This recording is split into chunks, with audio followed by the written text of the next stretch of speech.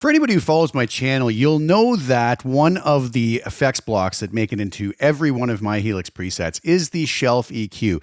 I've talked about this a lot in previous videos. It gives a very quick, intuitive way to be able to tweak a tone in kind of a more of a broad fashion, but very effectively to tame high frequencies or add warmth or cut harshness from presets. If that's what we're finding in certain situations, well, there is an alternative to the low and high shelf EQ that may actually be a little bit less flexible, but maybe even more intuitive. And that is the topic of today's quick tips videos, the utilization of the tilt EQ. So here is the typical settings that I would maybe start off with on the low and high shelf EQ, both frequencies set to 650 Hertz.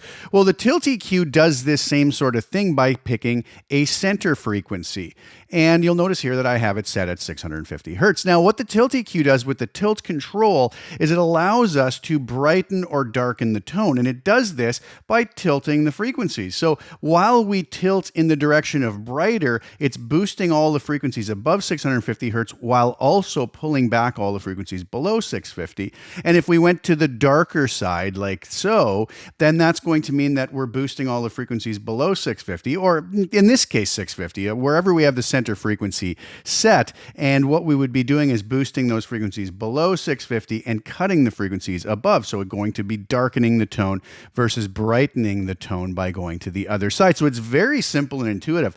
I picked this center frequency of 650. Through all my experience, find that that is just a really good point to use a tilt or a shelf EQ. So the very typical settings I use on the shelf here, as you can see, 650 Hertz on the high and low frequencies, all the frequencies below cut by 2 dB, and all the frequencies above 650 boosted by 2 dB. Very similar to a tilt. I've pulled back the low frequencies and boosted the high frequencies.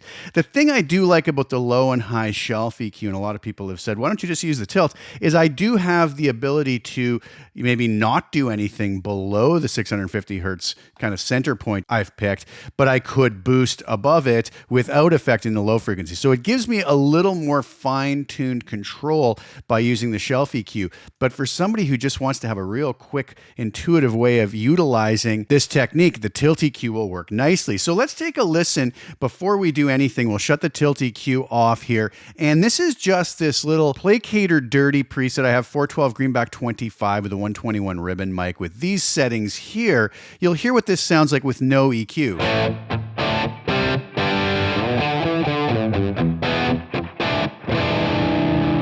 Nice. Now let's bring in the tilt EQ. And you'll notice that I have two snapshots set up here. One that switches from the tilt to the shelf EQ with these kind of default settings that I start off with on a lot of presets. But let's start off with the tilt now. Again, with it off. Now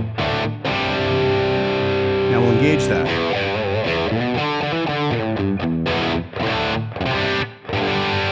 You can see it just cleaned up a little bit of the mud and added a little bit of cut to the sound, making it a little more mix ready, maybe a little bit more sparkle. Now, you may not want to go that much, but I've just wanted to put a setting that's going to show that there is a difference here. Now, we could go to extremes.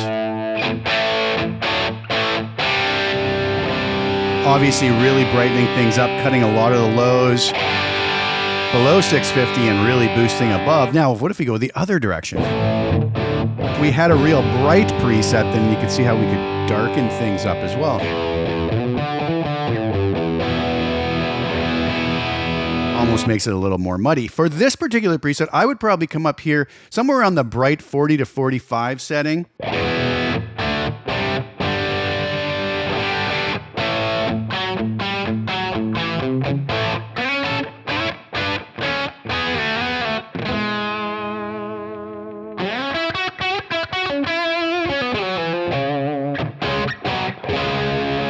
Does something really nice. Now you'll notice here on the snapshots, I have shelf set at this setting that's a starting point a lot of times for me. Let's go back and forth between the shelf and the tilt EQ. So here's the tilt.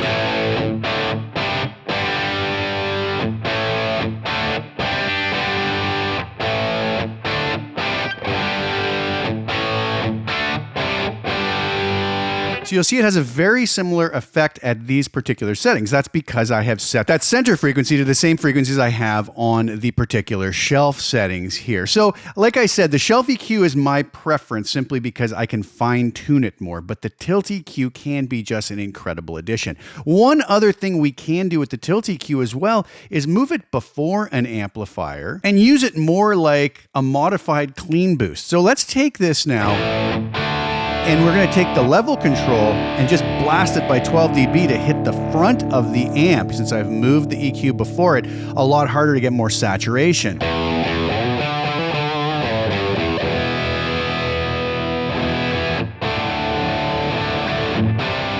But I can also brighten things up to give it more cut.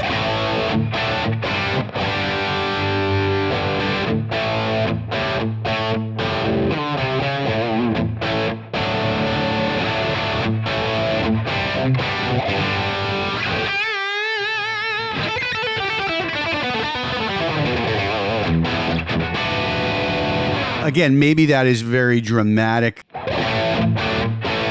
but this could also act as maybe the perfect clean lead boost, which gives us the ability to not only hit the front of the amp with a lot of clean gain to drive it into more saturation, but to also then tweak the tonal color of it using the tilt control. I hope that that was some food for thought and a great quick tip. Links are below to the preset that you're going to hear in the music on the way out.